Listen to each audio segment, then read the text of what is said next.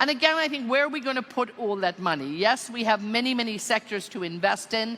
And one of the sectors, and we have many countries around the world, but I say maybe why even stay on Earth if you want to invest?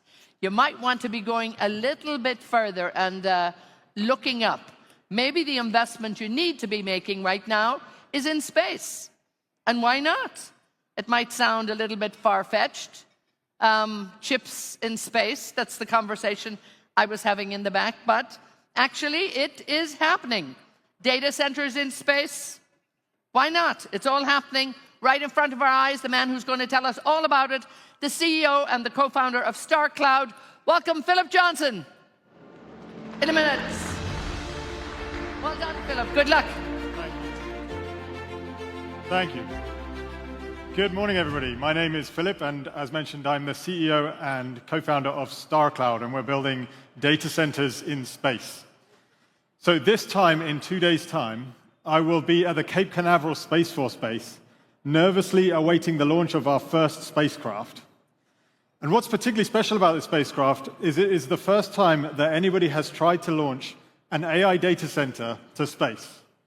In particular, we'll be the first to launch the NVIDIA H100 chip, which is about 100 times more powerful GPU or AI compute than has ever been operated in space before. And in fact, this is the first step in a much larger vision to build almost all data centers in space. And I'll today make the case for this idea. The idea that it will soon make much more sense with the abundant energy and cold temperatures to build data centers in space than it does to build them on Earth. But first, I know what you might be thinking. If you've ever seen a data center, you will know they are absolutely massive. And so it can be difficult to imagine what this might look like in space. And so I'd like to start by showing you a short 15-second concept video of what a data center in space might look like. So here we have, this is a Starship-sized spacecraft delivering about 100 tons, a 40-megawatt-sized module of compute, connected to a central 5-gigawatt cluster with a 4-kilometer by 4-kilometer solar panel and a 1-kilometer by 4-kilometer radiator down the back there. How is this possible? Well, it will be possible with the new launch vehicles which are coming online, in particular with the Starship launch vehicle that SpaceX is currently building. So some of you might know this. Starship is expected to lower the cost of launch by between 10 and 100x. That's interesting, but what's really impressive is it will increase the capacity, as in the amount of tons per year that we can get to space, by 1,000x or more. And the reason that's possible is because it is the first ever fully reusable spacecraft. So for example, with the current rocket, Falcon 9, if you build a new one every day for a year, at the end of the year, you still only have one Falcon 9 because it's dispendable.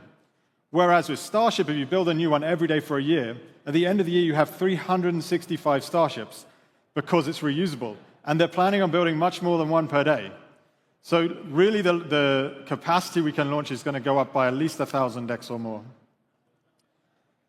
But we're not starting there. We're starting much smaller. And the thing we're launching next week is a small sat. It's about 60 kilograms, the size of a small fridge.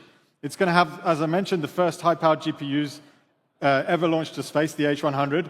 It will be the first to do training and inference. This is the satellite here on the screen. First to do training and high-powered inference in space. It will be the first to run a version of Gemini. So yeah, many interesting firsts. Then in October next year, we've got our second satellite. It's about 100 times more power generation than the first one. It will have by far the largest commercial radiator in space. It will have the Blackwell architecture, for those that you know from NVIDIA. And then we keep scaling up from there every year until we hit, in the early 2030s, the full Starship payload bay size, which, as I mentioned, is about 100 tons or 40 megawatts.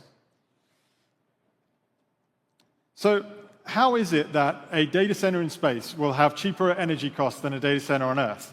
Well, let's run the comparison with a solar-powered data center on Earth, since solar is the cheapest form of energy we have on Earth. Well, you have three large costs of a solar project on Earth. The first large cost, and in North America this is actually the largest cost because it's linked to energy, is the cost of permitted land. The second largest cost is the cost of battery storage, because we need to charge the batteries during the day so that we have power at night. And the third largest cost is the cost of the solar cells themselves. Okay, so how does that compare with in space? Well, on the plus side, in space we don't need permitted land. In space we don't need battery storage because we have 24/7 solar power, so we don't need batteries or backup. And we need 6 times less solar cells, since 1 square meter of solar panel in space produces 6 times the energy of 1 square meter of solar panel on Earth. So your 2 largest costs are gone, and your third largest cost is a sixth the size. But what are the additional costs in space? Well, I mentioned we need a sixth the solar, but we have one extra large cost, and that main large extra cost we have is the launch cost. And so you can clearly see there is a break-even point where the launch cost is below the cost of permitted land, batteries, and solar, and we see that break-even point to be around $500 per kilo to low Earth orbit, which is, for comparison, Starship is targeting between around $50 per kilo to low Earth orbit. So we're well within range of what's coming down the line. But I hear you cry, space is hard. And aren't there sort of technical challenges with space that make this more challenging? Well, yes, space is hard, and yes, there are technical challenges, but they are all solvable at a cost that is either equal to or lower than the cost on Earth. The 2 largest costs we have are, number one, the 2 biggest technical challenges, is how do we dissipate all of this heat from the chips in a vacuum? And number 2, how do we make the chips work in a high radiation environment? Well, for the first one, about half our team is working on building a very large, low-cost and low-mass deployable radiator.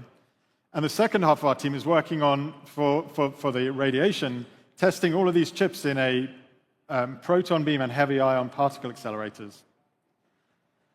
So, I mean, there's many other solutions coming soon around laser communication, around orbital debris mitigation, and around things like robotic maintenance. I mean that for the first time, the technology really is there to make data centers in space a reality. This time, in 2 days' time, I'm going to be watching the launch of the first AI data centers to space. In 10 years' time, most new data centers will be being built in space for the energy. And who knows, maybe in 50 years' time, we may have started work on a Dyson sphere to harness the full power of our sun. Thank you.